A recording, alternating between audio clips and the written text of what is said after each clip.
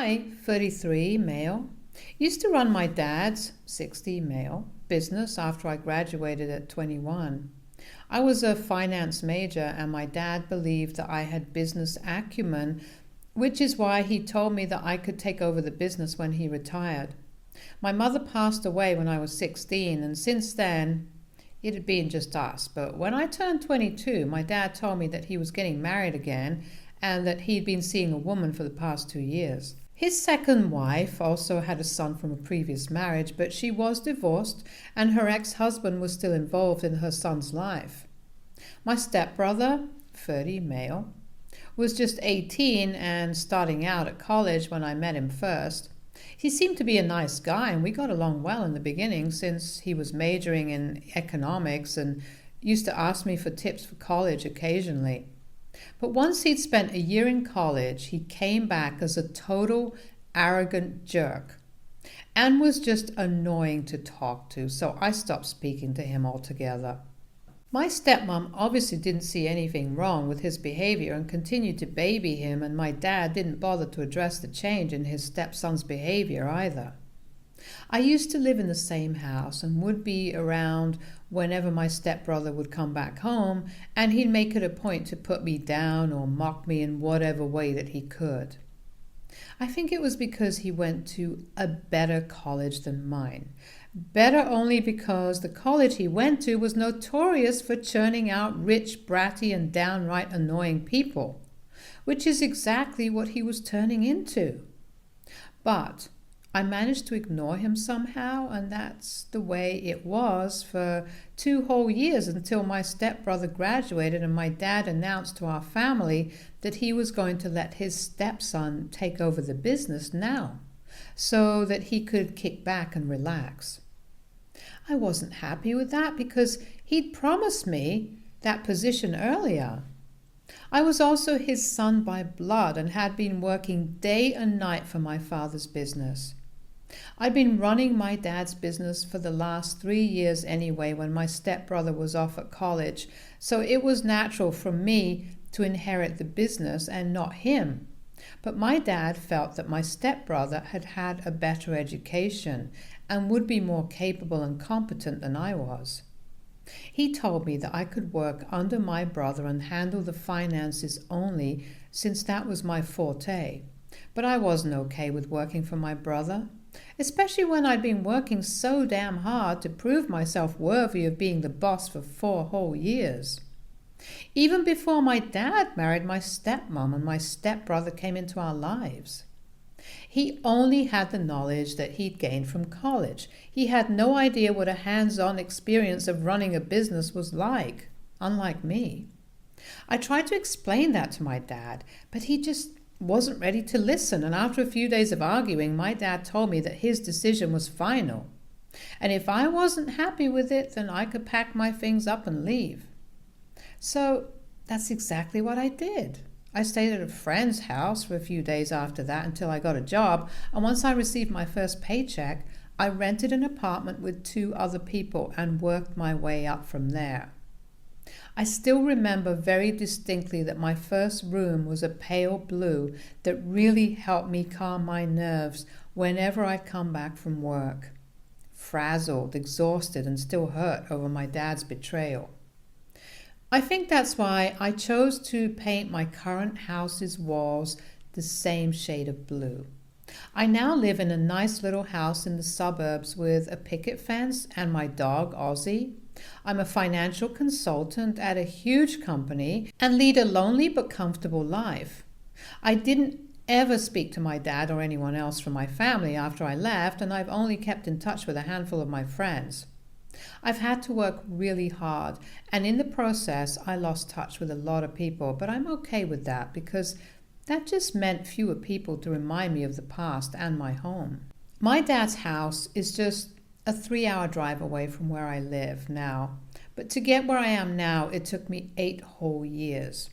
So I'm kind of proud of myself for achieving this, since I was all on my own and didn't have anyone looking over me. I've never felt the need to speak to my dad again or even forgive him, because it's been so long that it just doesn't matter anymore. And I used to think that he's forgotten about me entirely as well. But that changed around 2 days back when my dad showed up at my house out of the blue. It was the weekend and I was home as well. I was really shocked to see him here and the change that 8 years had brought him in how he looked. He was a shadow of a man that he used to be almost a decade back, because now his hair was grayed and had thinned and considerably, and he was also a lot more bony and skinnier than I remembered.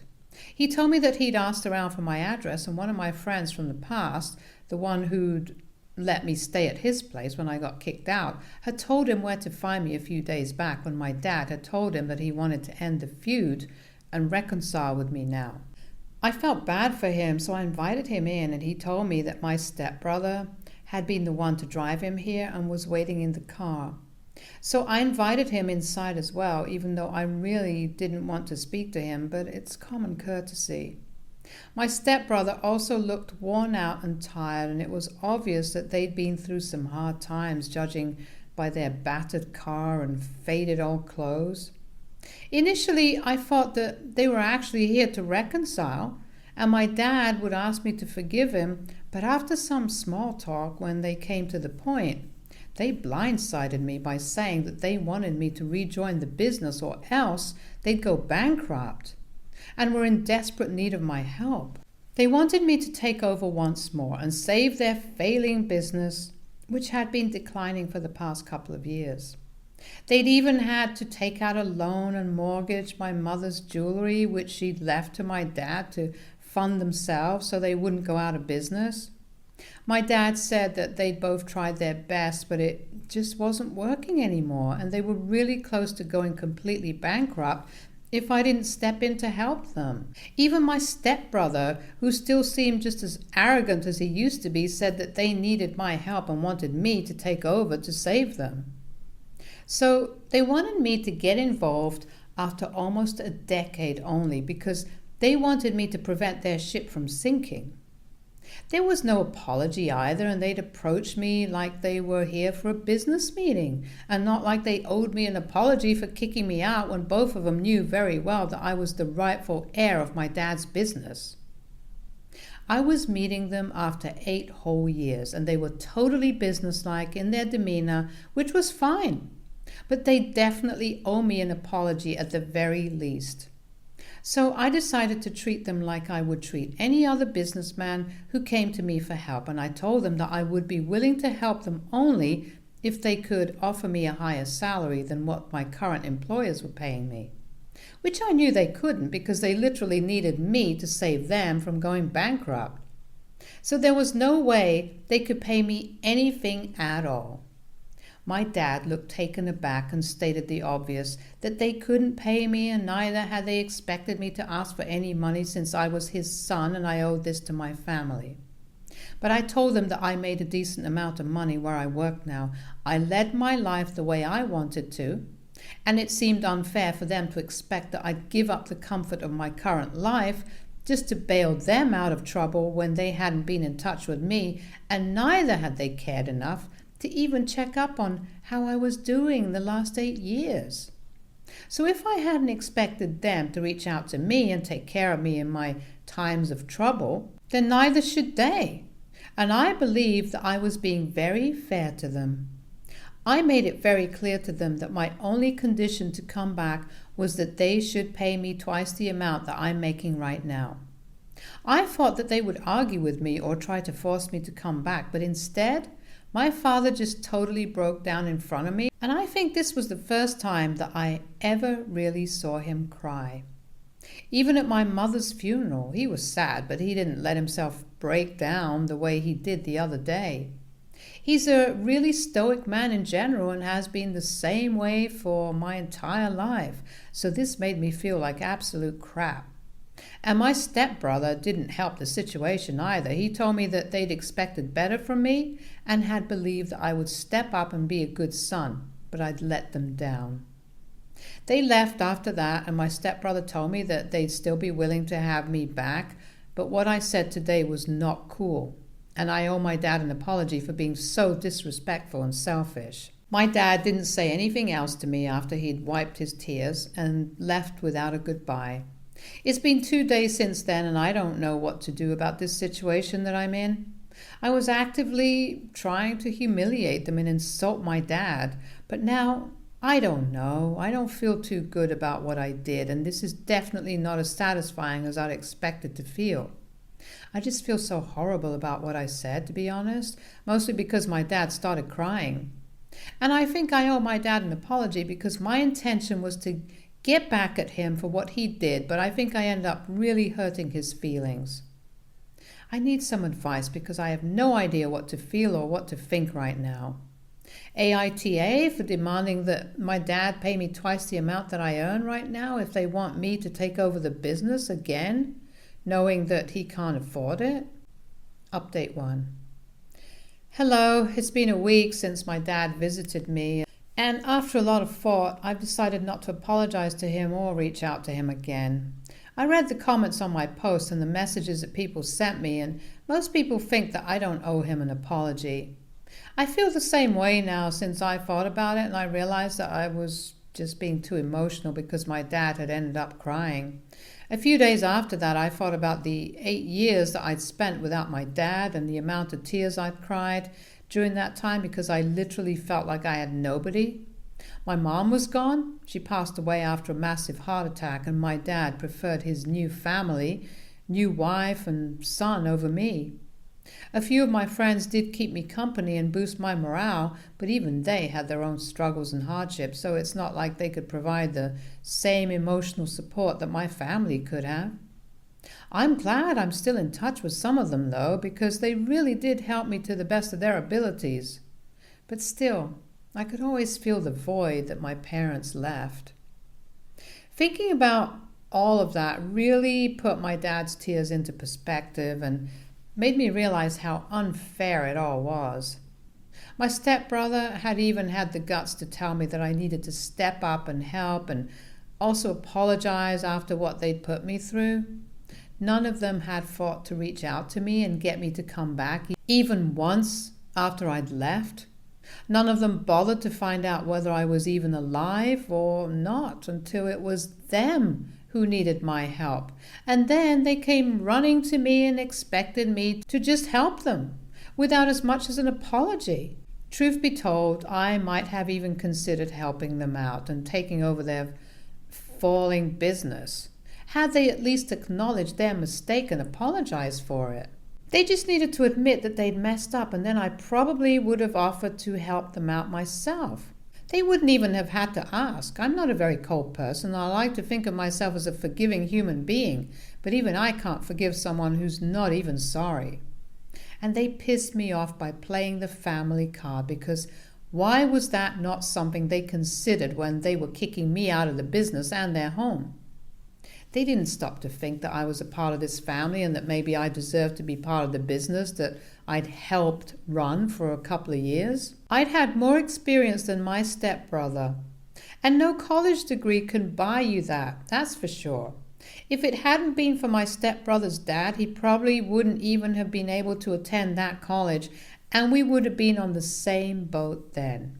My stepmom's last husband and my stepbrother's bio dad is a relatively rich guy and could afford to send him to a better college than the one I went to. And for my dad to use that against me back then was absolutely unfair. He could have sent me to a better college, but he chose not to because the one I went to would teach me all I needed to learn. Anyway, and he didn't want to waste money on more tuition when eventually I'd just be taking over the family business.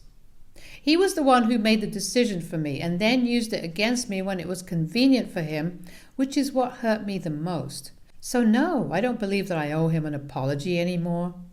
And if they contact me again, then I'll tell them once and for all that I'm not interested in coming back. I've built a life for myself far away from them now, and that's the one I'm going to choose. Update 2.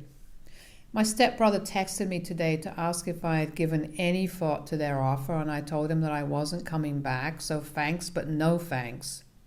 I'd already blocked them all a few years after I'd left, but I hadn't changed my number since then, so they knew how to find me if they wanted to. My stepbrother had probably changed his number, which is how he'd been able to text me. He wasn't happy with my response and decided to call me up several times, but because I was at work, I wasn't able to respond. This happened in the morning, and once I was done with work, I decided to block his new number as well on my way back home, but then turned out to be kind of pointless because once I got back home, I noticed my dad's car parked right outside my house. I was really annoyed to see that. And when I was about to do it, I heard my stepbrother call out to me, but I pretended not to hear and went inside as fast as I could and then slammed the door shut. I was in no mood to deal with him after work, so even when I heard him knocking on the door and demanding that I let him in, I said that I wasn't interested in talking to him and that he needed to leave right away if he didn't want me calling the police to escort him out. And then it was the usual. He started accusing me of being selfish and said that I was being cruel on purpose just because Dad had chosen to let him take over almost a decade back. And now I was bitter and vengeful, which is why I was refusing to help them.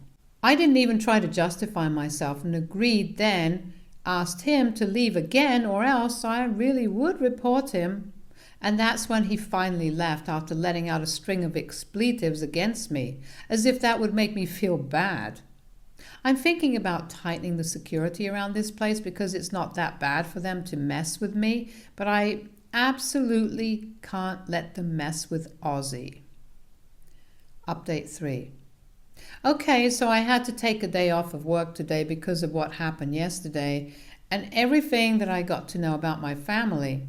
All I can say is my dad is a seriously messed up person and I have no idea why he would confess the things he did yesterday.